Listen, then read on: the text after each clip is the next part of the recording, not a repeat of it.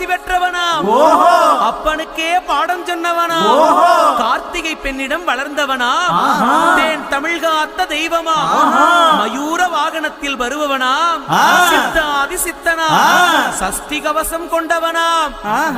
அப்படிப்பட்ட முருகனவே ரொம்ப ரொம்ப சின்னவனா. முருகன் சின்ன சின்ன முருகைய சிங்கார முருகைய கொஞ்சி கொஞ்சி தமிழ் பேசும் செந்தில் வடிவேலனவ.